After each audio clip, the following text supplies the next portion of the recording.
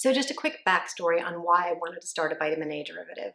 So back about 5 years ago, 5.5 years ago, when I had perioral dermatitis, I'd gotten it all healed up and I'd started my Latisse journey. I realized my skin just didn't really look that glowy anymore. It was kind of sallow and dull and blah, perimenopause and starting into my menopausal years. My skin really had a big shift and a change. And I'll show you a picture here. All those hormone changes and just the photo aging catching up with me had really started to show. So that's why I started my vitamin A journey.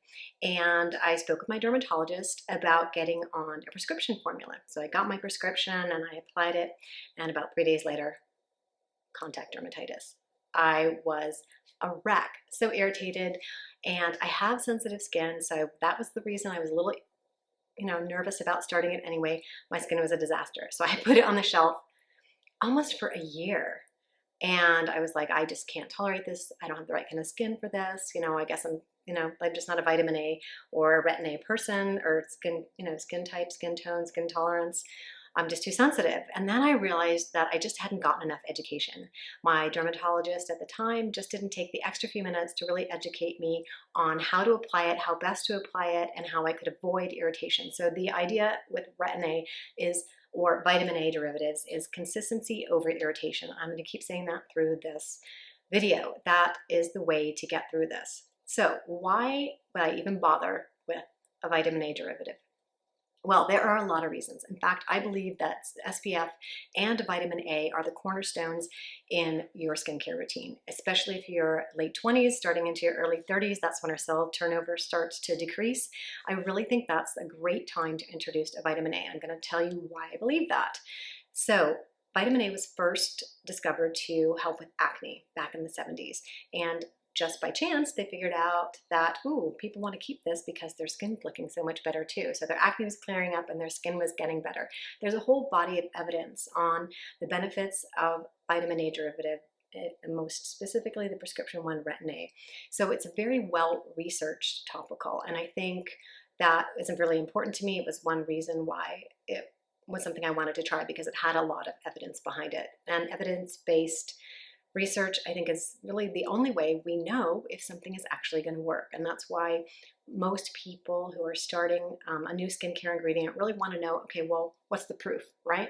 Well, Retin A and vitamin A has a lot of proof in the body of research. So that was why I was like, okay, let's try this. The side effects of those original studies showed that it improved not only acne, but fine lines, dermal thickness. By getting into the dermis, that actually we have receptors in our skin that can receive the vitamin A and get it into our dermal layer to make collagen and elastin changes, which are the issues that we have as we progress through our maturation into our later 50s, where it really starts to show, where we have that bone loss and fat pad loss, and the elastin and the collagen just isn't as bouncy as it could be.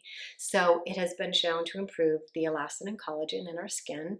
It also, so that's the reticular elastin collagen dermal density they're showing, and they take skin biopsies, and then it actually is thicker. Also gives a really healthy glow to your skin. Now you want glow, you don't want irritation. So that's what we're after, a healthier glow, improve the sallow, dull look to your skin. Vitamin A really helps with that. Also, paradoxically, it's anti-inflammatory. So it does help reduce inflammation used in the correct way. It also helps with photo damage, photo age spots. It helps fade that pigmentation that's accumulated over the years from UV damage. So with all those benefits, like, why wouldn't you use a Retin A? Well, again, it goes back to irritation. And so people have sought out different types of vitamin A derivatives to address the fact that the prescription formulas are so highly irritating. So let's jump into the retinoid family. So the umbrella term is retinoids. Then we have retinol esters, retinol, OL. Then we have retinaldehyde, or retinal, AL. Then we have retinoic acids and all their prescription derivatives.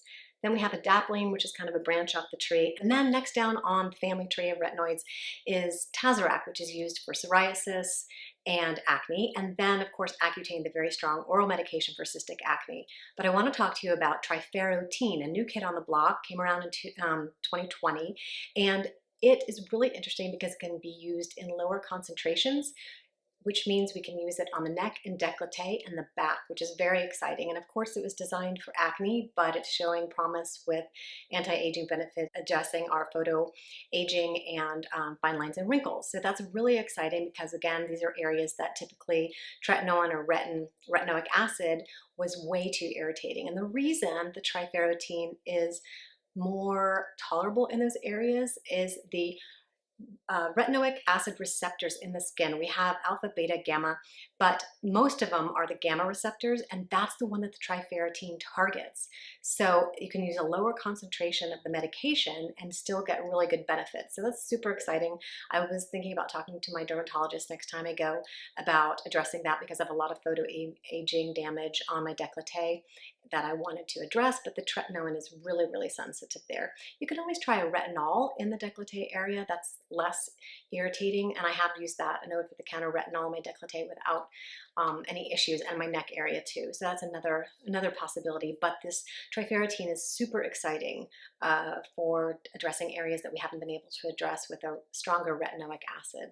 So look for that the next time you head over to your derm and see what they're thinking about that. And also we'll kind of continue to watch the studies on the trifarotene. So we have this entire family of retinoids, and I'll make a list for you. I'll put a link below. I'll probably put it on my blog, and so that you can have that to refer to, because I went through that pretty quickly, but I told you why you would bother. I've given you the names of all the different types of vitamin A derivatives. Now, how in the world am I going to start? How do I know what to choose?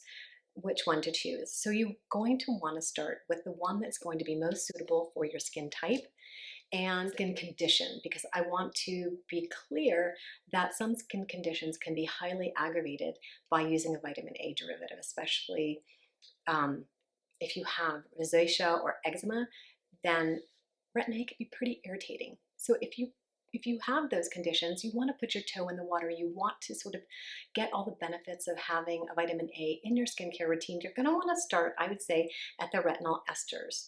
And then one level down could be a retinol. Those are over the counter. You can get them. SkinCeuticals has a graded formulation of their retinols. Also L'Oreal over the counter, and Olay. They all have gradations of retinol percentages that you can get over the counter. And then you have retinaldehyde. Now one of my favorite retinaldehydes is by Allies of Skin, and that is sort of the next step in your Retin A family. It's it's stronger than the retinol. This only has to make one conversion. The receptors in the skin only have to make one conversion to turn it into retinoic acid, and I like it's called retinol peptides overnight mask. And sometimes the marketing on these, the names on the names that they give the product aren't clear. So you might see a retinol or retinal, and in the INCI list it might be a little different. So it's always important when you're looking for a vitamin A derivative to check the INCI list for a more accurate information on which of these derivatives is actually in the product. So like I said, this is a retinaldehyde, only has to make one conversion to get to retinoic acid in the skin, and I like to use this on my off days from my tretinoin. So that's a lot of information. So that's a retinaldehyde. Then retinoic acid is the one that you need a prescription for. So that would be tretinoin, Retin A. There's a couple different ones that have different formulations. You should talk with your provider if you're going for a prescription formula, because there's cream-based formulations, gel-based formulations, oil-based formulations, and all of them can be a little bit more tolerant in one way or another. So if you're going for a prescription, talk to your doctor specifically about the formulation that they're choosing and why they would choose one formulation over another, because there are different bases for each of these retinoic acids. They can be put in different bases, and it's important to have that conversation, especially if you're more prone to irritation. Why would I use one is because of all the benefits of dermal thickness, fading age spots, getting glowy skin, decreasing this sort of sallow look to your skin by increasing your cell turnover. If you have acne, then you would definitely benefit, especially probably from trying a little bit of over-the-counter adapalene if you don't have a derm yet that you're working with. But if you have true acne, you probably should seek out a derm. They're going to probably be able to provide better information and better advice and a better plan for you. But let's get into when you cannot use a vitamin A derivative. You would not want to use a vitamin A derivative if you're pregnant or breastfeeding. Now, this is controversial worldwide. Medical associations have different opinions on that, but here in the United States, they are not going to recommend that you use a vitamin A if you are pregnant or breastfeeding. Those are the kind of only contraindications, but I honestly believe that if you start with a really mild form of vitamin A, that even folks with highly sensitive skin and rosacea can probably get into a Retin A that's going to work for them. So how do you apply Retin A so that you can have the consistency but not have the irritation? So let's jump into how you would apply a Retin A and the few methods that I have used and that I have helped friends use so that who are a little bit nervous about starting a vitamin A routine, that they can get into one that suits them without the irritation, because it really is consistency over irritation, because this is a long game. You're going to be using Retin A or vitamin A for years to get the results that you want over time. It's not a sprint, like they say. It's a marathon, not a sprint. So let's get into how you would apply Retin A. So you're going to apply a very small amount of your vitamin A product. You're going to start with a little pea-size amount. I'm going to show you the dot method that I use, and then spread a film of it, a light film or a thin film over your face and maybe just under your jawline. You don't want to get your vitamin A into your neck or décolleté area. They don't have enough sebaceous glands to deal with the intensity of the irritation. Now, this triferritine product, I don't know that much about it, but that is a potential for the neck and the décolleté. I'm going to actually look into that a little bit further, and if I find more information, I'll be sure to do a little quick video or maybe an update to this video. But traditionally, you do not want to put your vitamin A on your neck or your décolleté. Now, they make retinols, retinol esters that can go under the eyes and that may be more well tolerated around the neck and décolleté. I'm only speaking of the prescription formulas retinoic acid that you want to avoid in this area. Or if you're highly sensitive and just starting out with an ester or a retinol, avoid that area to start. So you want to do the dot method, apply a thin film, let that soak into the skin, and then sometimes people prefer to put a moisturizer on top of that. But you would want to wait about a half an hour, let your Retin A or your vitamin A do its work, and then put a moisturizer over top. But even that wasn't enough of a buffering for me for when I started my Retin A. I had to take another step back and rethink how I'm going to buffer it. And I really didn't get a lot of help from my dermatologist. They were just like, here it is, just apply a little bit, don't apply too much. But of course I did apply too much and got the whole dermatitis, and I'll show you a picture here of the dermatitis that I got. It was not pretty, but then I shelved it. So it really wasn't, the fact that I didn't get the education around using the vitamin A was really key to the lack of success that I had. So I think providing a little bit more education, multiple ways to apply it, sort of to buffer that irritation and increase your consistency is the key. So you can apply it in the light film dot method and then apply your moisturizer, or if that is even causing irritation, what you would want to do is do your cleanse, put a light moisturizer. I started with a CeraVe or a Vanicream, a light layer of moisturizer. I let that dry down, then applied my topical vitamin A, let that soak in for a half an hour, and then did a moisturizer. That's the sandwich method that you'll hear a lot of people talking about. That worked lovely for me for, I would say, a good year and a half. I used that method to really get into my prescription vitamin A and to get my skin acclimatized to that. Another idea that I have had, or I've read about that is when working for a friend of mine who is really worried about starting a vitamin A, is the masking method. And you may not have heard about this. I haven't heard too many people talk about it, but it really worked for her. What she would do is she started with a retinol, an over-the-counter, very low percentage retinol. I believe it's one of the Olay formulations that we found that worked for her, that didn't have too much of a chemical smell. And she would apply that. She would leave it for 10 minutes and then rinse it off. And she did that 3 times a week to where her skin would acclimatize to the vitamin A. And that was a really slow, easy way to toe in the water with a vitamin A derivative and not have to worry about the irritation that you can have. So I think either the sandwich method, the pre-moisturizing method, or the masking method can work. And you're just going to slowly work up to more consistency. Well, you're going to be consistent more days of the week over time. So you can increase your masking method to your 7 days a week. After your masking method, do a sandwich layer and then increase that to 7 days a week. And then just a moisture layer with your Retin A. that for 7 days a week, I want to go back one step and say that sometimes you need to occlude certain areas of your face when you're applying your Retin A or your vitamin A derivative. You might, the area around the eyes and under the eye, nasolabial folds, and around the mouth. A lot of people cannot tolerate, especially a prescription formula around those areas. The CeraVe healing ointment or any petrolatum ointment type barrier is going to be really helpful for occluding that area so that your vitamin A doesn't creep and cause irritation in the eye area or the nasolabial folds and sometimes around the mouth. Now, I've gotten to the point where I don't need to occlude anymore, but I certainly did for almost 2 years. I protected those areas because they also make retinol derivatives that are actually supposed to be applied around the eye area. So it's not that vitamin A can't go around the eye, it's just that it can be more irritating around the thin areas of skin around the eyes. So it's not like a no-no, but it is something that you want to be really cautious about, especially when you're first starting.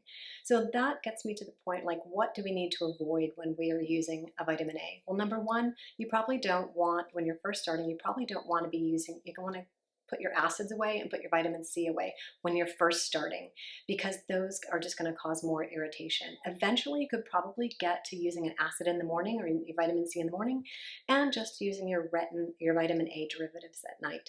So vitamin A typically should be used in a PM routine.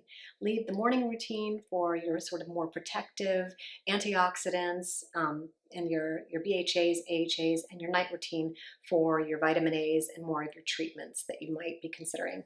So you can alternate your vitamin A with a treatment night and a vitamin A night. That's a nice way to do it, but I wouldn't mix them. Some people have really, really tolerant skin and they can do that, and actually some prepping for office procedures, they'll have you use a vitamin C, a fairly strong vitamin C with a vitamin A to even prep for an office procedure. So there are exceptions to the rule, but typically you'll want to have your acids and actives in the morning and your vitamin A at night or on alternating days.